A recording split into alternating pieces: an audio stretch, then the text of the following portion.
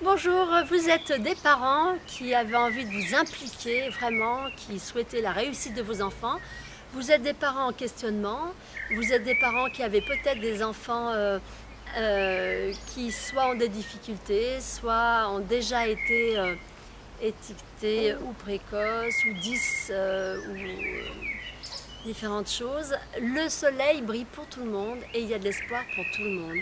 J'ai cette recherche depuis toujours.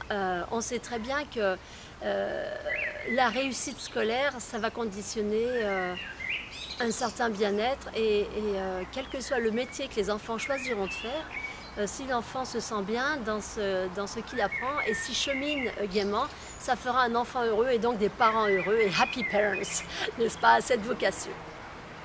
J'ai donc pour vous plusieurs itinéraires à vous proposer. Un premier itinéraire mathématique où j'ai écrit des méthodes qui vraiment ont fait leur preuve avec des enfants aux intelligences multiples. Vraiment, c'est un itinéraire où on peut prendre absolument n'importe quel chapitre en fauteuil roulant et on va y arriver et on va être fier de soi. Et je pense entre autres à 3 de mes jeunes 10 qui sont toutes arrivées en tête de classe. Et quand je dis tête de classe, l'une d'elles est première, son amie est seconde et je pense à une autre aussi qui est dans une autre école et qui elle-même est devenue première et c'est ma joie la plus grande. Ma joie aussi, c'est de rendre des parents fiers d'eux et dans cette lutte pour faire équipe avec leurs enfants. Mais c'est une lutte pacifique à la Gandhi. Hein. Au contraire, on va jouer, on va apprendre différemment et on va prendre l'enfant dans sa globalité, notre relation familiale dans sa globalité pour arriver avec joie et amour à ce challenge dont on rêve tous. Voilà.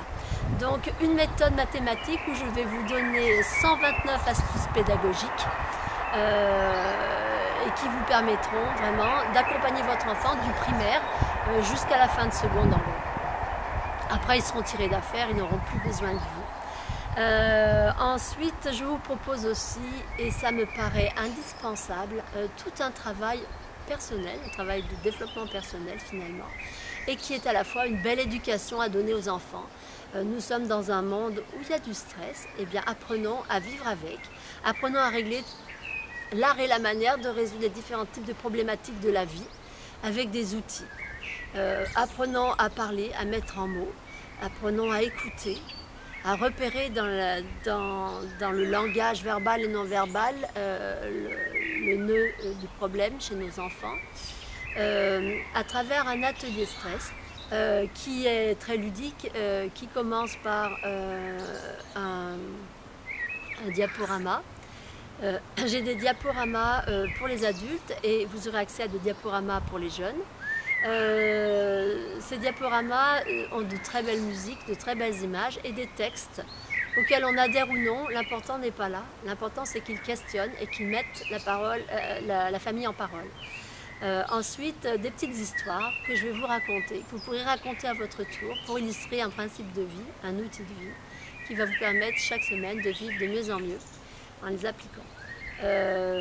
L'atelier se termine par des questions. Chacun a ses questions, ses problèmes du jour, qui vont être les numéros 1 pour vous, mais qui vont être le 2 ou le 3 d'autres personnes. Donc non seulement vous aurez les petits du jour à travers les lectures que j'ai faites, vous aurez la réponse, en tout cas des éléments de réponse à votre problématique du jour. Vous allez écouter celle des autres et ça va donc conforter, ça va vous nourrir, vous donner des expériences pour votre vie également.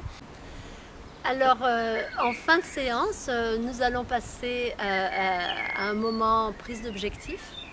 Je vais vous aider donc à prendre des objectifs, un ou plusieurs, c'est vous qui décidez. Plus vous êtes mouton, plus vous obtiendrez, plus votre vie se transformera. Ces objectifs, je les note et la semaine suivante, je dis voilà, je vous accueille en me disant bon alors tu devais faire ça, est-ce que tu l'as fait? Vous verrez, ce sont des groupes très fraternels, très chaleureux et si ça a marché, bon, on est tous heureux pour vous, on va vous applaudir. Si ça n'a pas marché, on va essayer de comprendre pourquoi. Alors je vais vous donner un petit exemple avec un groupe d'enfants pour que vous compreniez bien. Un jour, je dis alors Quentin, est-ce que tu as pu participer une fois par cours dans chaque matière cette semaine? Et il me répond non. Je dis pourquoi? Et il me dit, ben, mon prof d'espagnol n'était pas là. Ah, j'ai dit, mon bon Quentin, c'est pas un problème, mais tu ne peux pas remplir ton objectif si ton prof n'était pas là, donc c'est pas grave. Par contre, il aurait pu me répondre. Alors je dis, et en SVT, pourquoi ne l'as-tu pas fait? Et il me répond, le prof ne pose jamais de questions. Alors je dis, tu vois, peut-être que d'ici la semaine prochaine, si le prof ne pose pas de questions, évidemment que tu ne peux pas répondre. Tu m'as répondu aussi une fois, il m'a posé des questions, mais je ne savais pas répondre. Donc évidemment, on ne va pas, pour remplir l'objectif, faire exprès de lever le doigt et dire un truc faux. En revanche, tu peux lever le doigt et demande au prof de préciser. Il y a un passage que tu n'as pas très bien compris ou pas très bien entendu ou que tu aurais besoin de réentendre. Voilà. Eh bien déjà, lever le doigt pour dire à cet endroit précis, j'ai pas compris, c'est participer. Voilà, donc les yeux, voilà, en gros, comment les choses se passent. Pour l'atelier Monde de la relation, j'ai substitué la partie diaporama à une petite expérience faite avec des choses qu'on peut trouver dans la maison. Une pelote de laine, des colorants alimentaires, une pièce de monnaie, de la farine, voyez, des petites choses. L'expérience va durer très peu de temps, peut-être 1 minute. C'est suffisant pour que vous puissiez refaire à la maison et mettre la famille en parole.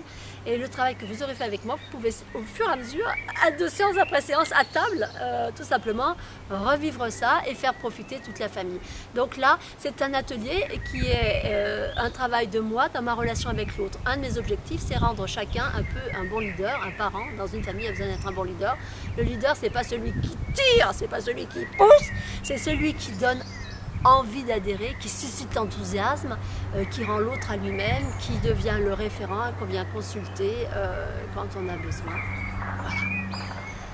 Voilà. Écoutez, si vous avez besoin de me poser d'autres questions, n'hésitez pas. Je vous laisse mon numéro de téléphone 04 78 97 21 62. Au plaisir de vous répondre.